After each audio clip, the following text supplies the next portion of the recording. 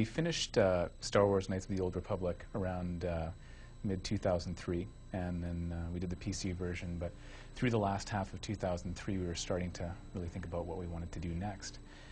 And in general, we wanted to take what we had done with Knights of the Old Republic, and which was a huge space adventure. You go to a lot of different planets, and it's in the Star Wars universe, so you've got you know, just a good basis for adventure and combat and things like that.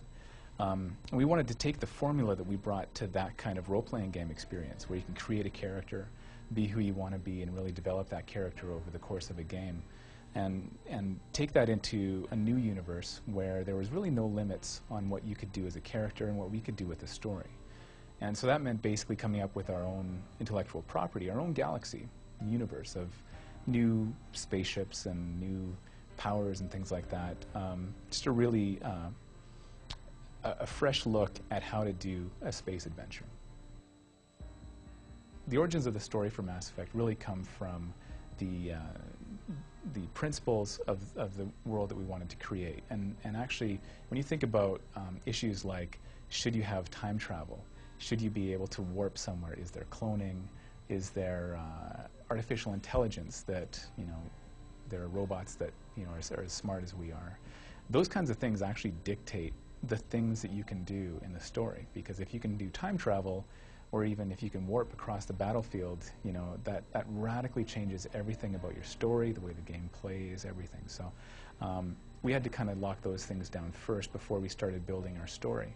And then the story itself came from, again, the larger ideals of what kind of moments do you want to have and what do you want to be able to do. So we wanted the player to be able to have their own ship, just because it's a great way to feel empowered and be able to get around the galaxy.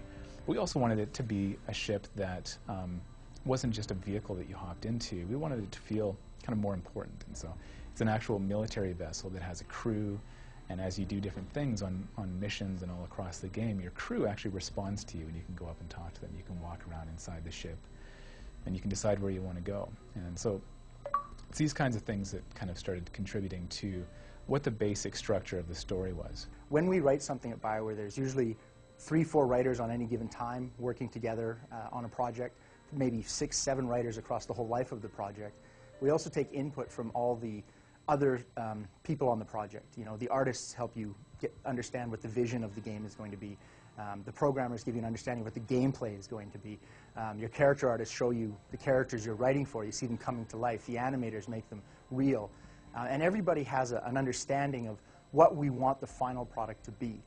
When we're designing characters, there's, you know, input from everywhere. Beginning with story, the writers are going to write, you know, we need to know who's in the world and what they're doing, where everyone's going, what their motivation is. That's absolutely essential when it comes to character design. If you don't have a story, there's no point in drawing.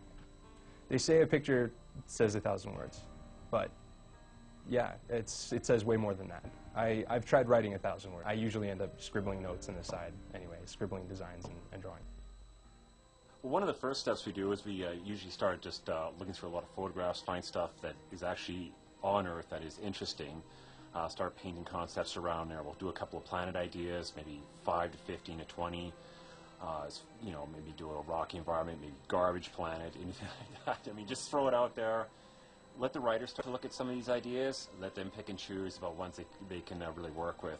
One of the areas we did was Veermire, which was kind of based on some islands in Vietnam and Thailand. We really worked with that with these kind of clean pads that kind of connected them all together you could walk through. Originally, the concept started out as this utopian vacation world that was very clean. You'd want to go to. Eventually, it was turned into an evil base, but we had to do some adjustments on that one. To create an environment, we start with the concept that Derek Watts creates, and we work with the designers to rough in a block level of the set to make sure it fits the needs of all the design and story requirements for the area. So we build a lot of the stuff the same way we did in our past generation games. We still construct them in Studio Max. We pull them into, or display them with our engine. There's just a lot less restrictions on things for this generation. We can have a lot more polys, a lot more textures, higher texture resolutions. It all holds up a lot better than it did, and the artists are free to make it look exactly like what they wanted. From there, we move on and we start applying textures and lighting and everything else to refine it and make sure it's believable. Lighting, especially in Mass Effect, is incredibly important. It's one of our big focuses. After everything is looking and acting correctly in our game, and the designers are comfortable with how things are working, we spend a lot of time on trying to get the lighting just right, making sure that the colors are controlled and that they hold up well, that they match our style and our art direction. We add creatures, we add things like bases or maybe lost satellites or something that you would want to, that whatever it is that you saw in orbit that beckoned you to come to and explore this place. And that's some sort of anomaly. You could be set up for an ambush by some other race in the game. There could be minerals there to explore and recover. These are basically unclaimed planets, so there could be new creatures nowhere else in the game. Those are the sorts of things you'd encounter on an Uncharted world.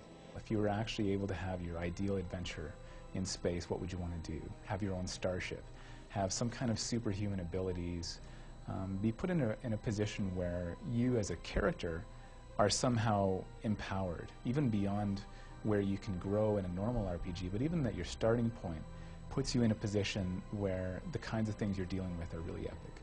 And so those are some of the principles that helped us form the basis for what the intellectual property would be, what the universe would be.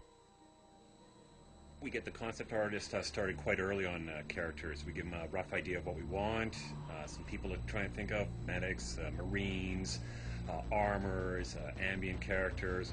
So Matt Rhodes did these. These were some sketches he did to get an early idea of what we wanted. It's a futuristic look, but still clean and stylish. He'll look through fashion magazines and so on.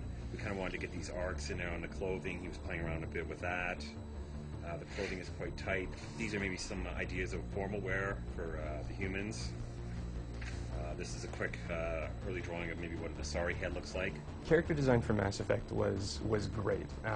It really was wish fulfillment in that we were able to design a whole, well, plethora, for lack of a better word, of just new aliens, new species that we could really just play at and have our own fun with. There were the humans. And the idea behind designing the human race in this game was that it wasn't that far in the future, far enough that it was something new, but not so far that it was unrecognizable, that it was alien to us. Having the chance to design new aliens in particular, there were aliens like the Solarians, for example. The Solarians were actually one of the easiest to design, in a way. Some of the first drawings kind of seemed to hit it fairly close, and it was just a matter of sort of finesse, just back and forth, trying to find out where do we relax, or where is it, what are we trying to say with these guys? In some ways, we based them a little bit on, at least from a design point, a little bit of the Japanese sort of poet warrior persona.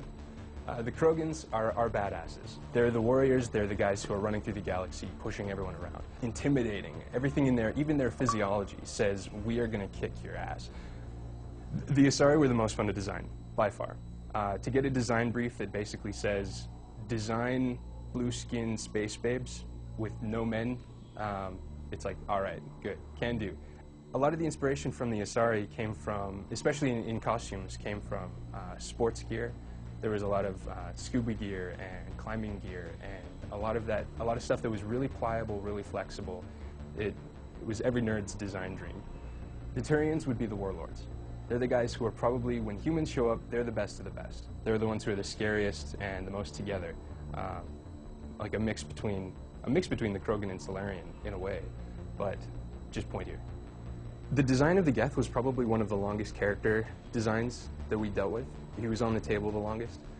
It started out not even as a machine very early on. They weren't a machine race, and this was before a story sort of was written about them. But there was one sketch in particular that ended up latching on, that people latched onto. Did a drawing of a guy with almost with no skin, but like Bishop from Aliens with his like white plastic insides, but basically just a muscle chart clinging to the walls in this creepy spider pose. People just kept coming back to that and saying like, can we have this? Can we have this in the game? And slowly but surely, as time went along, we thought, well, this living creature Geth isn't really working out that well. There might maybe machines, that might actually serve a bit better. And that's when the design process really started going. The original design for the Geth was based kind of on a human, the white plastic